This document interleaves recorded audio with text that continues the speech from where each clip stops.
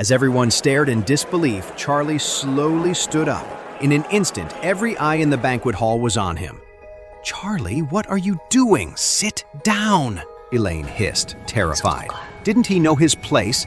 With so many powerful people in the room, none of them had dared to stand up. And you, Charlie, a good-for-nothing son-in-law, what made him think he could steal the spotlight? Fred and Gerald shot each other a look, a wild thought crossing their minds.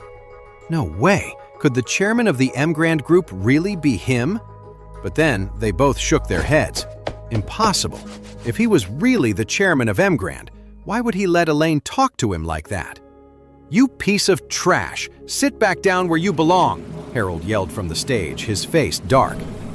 Charlie gave him a cold glance, then walked straight toward Doris Young. He completely ignored the shocked stares from everyone in the room and whispered something in her ear. As he spoke, Doris Young nodded slightly. The sight made everyone's hearts skip a beat. Doris Young, the vice chairman of the Mrand Group, the most famous beauty in all of Eris Hill. How could Charlie possibly know her? And from the looks of it, their relationship seemed pretty close. After he finished speaking, Charlie turned and walked out of the hall, ignoring all the eyes on him. He was going after Clare. But then Doris Young stood up, walked onto the stage, and took the microphone. Facing the sea of blank faces, she said, "Hello, everyone. I'm Doris Young. Mr. Charlie met our chairman outside just a moment ago. He was just delivering a message." Hearing that Charlie wasn't the chairman of Mrand, everyone breathed a sigh of relief. Fred White let out a relieved breath and whispered with contempt, "So he just met the guy once and tried to use it to get close to the assistant? What a loser." Gerald shrugged and said with a smile, "That's just what pathetic little guys like him do." Just then, Doris Young, still on the stage, looked over at Mrs. Wilson, her expression turning icy. "The chairman has asked me to inform you of something. Effective immediately, the Mrand Group is terminating its cooperation with the Wilsons, and the signed contract is now void." The room erupted. No one expected Doris to say something like that. The sudden reversal left everyone completely stunned. Mrs. Wilson's face went white in an instant. She asked anxiously, "Dear Vice Chairman, what is this all about? Is there something our Wilson family did wrong?" Tonight, she had invited every respectable person in the city, hoping to use this opportunity to make a name for the Wilson family. If, in front of everyone, they were crushed underfoot right after securing the cooperation, it would be a total disaster. Doris said, "This project was originally approved by our chairman because of Miss Clare. That's why we agreed to cooperate with you.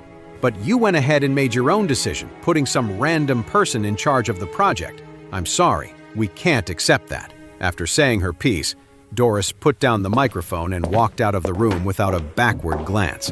Mrs. Wilson's face was ashen. She slumped onto the stage, completely defeated. She never imagined that her moment of cleverness would have ruined this golden opportunity for good.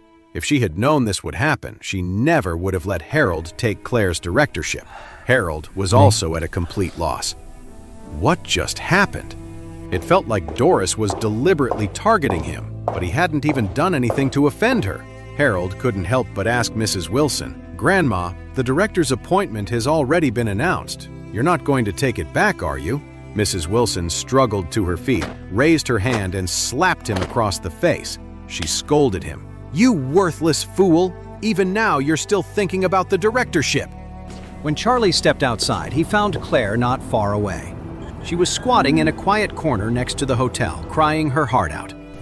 He walked over slowly, took off his coat, and draped it over her shoulders. "Honey, don't be sad," he said softly.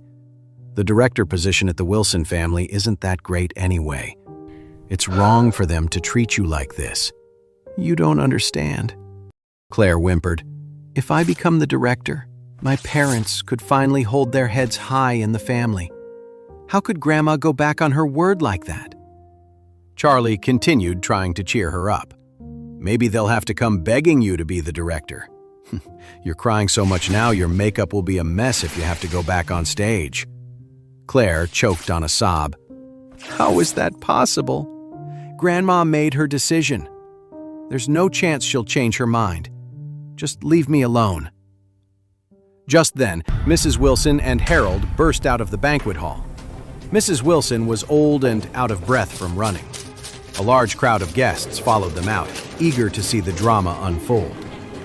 When Harold saw Charlie and Clare, he rushed over. He glared down at Clare and snapped. Clare, hurry up and go after Miss Doris. Tell her not to terminate the cooperation with us. Clare looked up. Terminate the cooperation? Why? Harold said, Stop pretending you're so innocent. You must have told Miss Doris to embarrass me in public. If you don't fix this, I'll make you pay. Mrs. Wilson, who was standing right there, slapped Harold across the face again.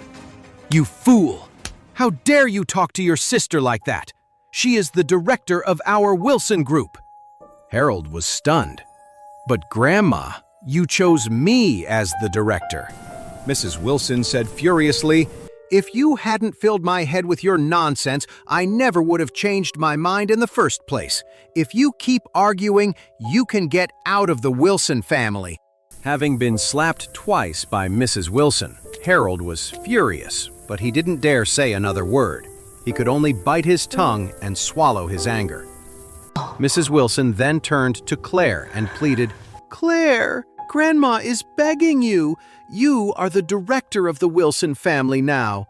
Please, hurry and talk to Miss Doris, otherwise our family will be ruined. Clare looked at Charlie, her face a mask of confusion.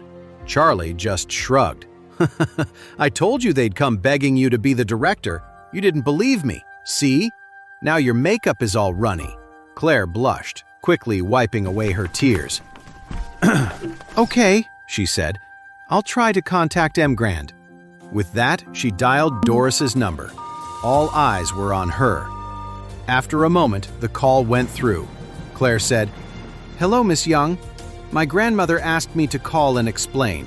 I've been promoted to director for the Wilson family, and I'll be in charge of the cooperation with Mrand. Can you give us another chance? Doris laughed lightly. If you're the director and you're the one in charge, then there's no problem. The cooperation can continue. But if it's someone else, then things stay as they are. Miss Young, thank you so much. Clare was still confused by the whole thing. From the very beginning, it seemed like the Mrand Group was going out of its way just to help her, which felt really strange. Doris said with a smile, This is what our chairman wanted. If there's an opportunity in the future, he'll explain it to you himself. This only made Clare more confused. Who was this chairman? She had never seen him. Why was he helping her so much? Then, could you please come back to the banquet hall? Clare asked nervously. The woman had left in a huff, clearly annoyed with the Wilson family. Asking her to come back now seemed like a long shot. But to her surprise, Doris agreed without hesitation. Soon, everyone saw Doris's car pull back up to the hotel entrance. In that moment, everyone stared at Clare, their expressions a mix of shock and awe. When everyone was back in the banquet hall, Mrs. Wilson took Clare's hand and led her back to the stage. Putting on a show of closeness, she said, I am so sorry about what happened earlier. It was my mistake. Actually, we have Clare to thank for all of this. She is the most outstanding member of the Wilson family. The cooperation between the Wilson family and Ford Fusion is all thanks to Clare's hard work. She put in a tremendous effort. Doris Young, standing beside her, shot her a look of contempt. She held up a hand to cut her off. Let me correct you on that, she said. For this cooperation, Miss Clare didn't just make a great effort.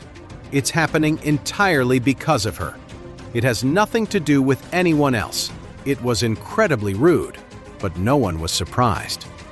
With the power Doris held, she could have slapped Mrs. Wilson right there in public, and the old woman wouldn't have dared to say a word. Mrs. Wilson nodded quickly. Miss Young is right. All the credit goes to Clare. From now on, Clare will be the director of the Wilson family's business. She will be fully responsible for the cooperation between the Wilson family and the Mrand Group. A small smile appeared on Doris's face. She shook Clare's hand and said, "I look forward to a successful partnership." Clare, still a bit lost, could only nod in a daze. The room erupted in thunderous applause. Everyone looked at Clare, their eyes full of admiration. This woman was going places. The Mrand Group took her so seriously. Clare herself was just as confused. She turned to look at Charlie. The situation was exactly as he had predicted. Mrs. Wilson had given her back the director position that should have been hers all along. Even after the banquet ended and they were back home, Clare was still in a daze. Thinking back to what Charlie had said, she couldn't help but feel puzzled. Over the past few days, Charlie seemed different. It felt like there was a lot about him she didn't understand, as if he were surrounded by a fog. That night, Clare became famous in Orris Hill. Everyone knew there was a rising star in the Wilson family, and that the Mrand Group had her back. It seemed that with her, the Wilson family's comeback was just around the corner. The next morning, Clare woke up early, feeling refreshed, and hurried to the office. Today was her first day as director. She hoped she could give it her all and do a great job. After Charlie got up, he went about his usual routine of doing the housework. Charlie had just finished his chores and was about to head to the market for groceries when he got a sudden call from his mother-in-law, Elaine. He answered, and her frantic voice came through the phone. "Charlie, you have 10 minutes to get down to Safety Lane, or I swear you'll regret it when I get home." With that, she hung up. Charlie was confused.